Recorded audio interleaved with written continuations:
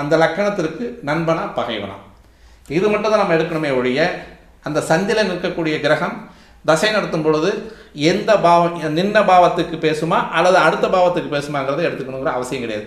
ஒரு சிலர் என்ன பண்ணுவாங்க அப்படின்னா, லக்கண புள்ளி 15ஆம் டிகிரி தான் நிற்கிது, அப்போ இங்கிருந்து இந்த 15ஆம் டிகிரி மகரத்துக்கு 15ஆம் டிகிரி தான் முழு ராசி, இங்கிருந்து கும்பத்துக்கு 15ஆம் டிகிரி தான் அடுத்த ராசி, அப்போ லக்கண பாவத்துக்கு 15ஆம் டிகிரி, லக்கண பாவத்துக்கு 2ஆம் பாவம் அடுத்த 3வது ராசியில் இருக்கக்கூடிய 15 டிகிரி, 3ஆம் பாவம் 4வது ராசியில் இருக்கக்கூடிய 15 டிகிரின்னு எடுத்துகிட்டு போவாங்க.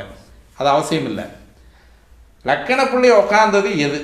இப்போ உதாரணமாக இந்த லக்கண புள்ளியை தனுசு லக்கணமாக இருந்தது, இங்கே பூராணம் 1ஆங்கால் 2ஆங்காலில் நிற்கிறாருன்னு வச்சுக்கோமே, அப்போ இங்கே 6-11 சாரத்தில் லக்கண புள்ளி உட்காந்துருச்சு. நெருக்கி கொண்டு போவோம், லக்கண புள்ளியை கொண்டு போயிட்டு உத்திராடம் 1ஆம் பாவத்தில் போடுவோம்.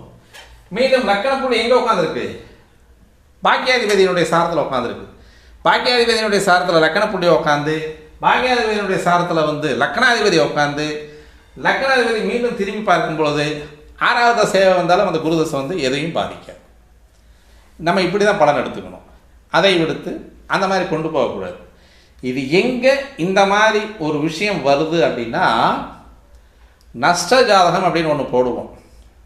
ஒருத்தருக்கு ஜாதகம் இல்லை, ஒரு பிரச்சனை ஜாதகம் போடுறோம், அல்லது 6 பார்க்குறதுக்கு ஒரு ஜாதகம் போடுறோம் அப்படின்னா அது நஷ்ட ஜாதகம் அப்படின்னு பேர். அந்த இடத்துல தான் இந்த கிரகத்தினுடைய தன்மைகள் சந்தியில் இருந்தால் கடுமையை தரக்கூடிய அமைப்பை கொடுக்கும் அப்படின்றத நம்ம எடுக்கணும். அப்போ அதில் நம்ம என்ன பண்ணுவோம் அப்படின்னா, கிரகங்கள் இருக்கக்கூடிய அமைப்பில் ஒரு கிரகம் திரைக்கோணத்தில் நிற்கணும். 1, 2, 3, முதல் 10 டிகிரி, 2வது 10 டிகிரி, 3வது 10 டிகிரி, முதல் 10 டிகிரி, 2வது 10 டிகிரி, 3வது 10 டிகிரி.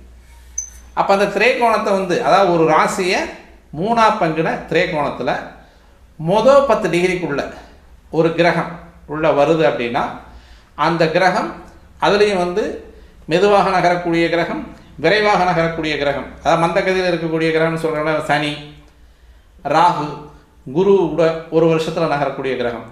இதில் மாத கிரகங்கள் அப்படின்னு சொல்லக்கூடியது சுக்கிரன், செவ்வாய், புதன், இதெல்லாம் கடகட நகரக்கூடிய கிரகங்கள்.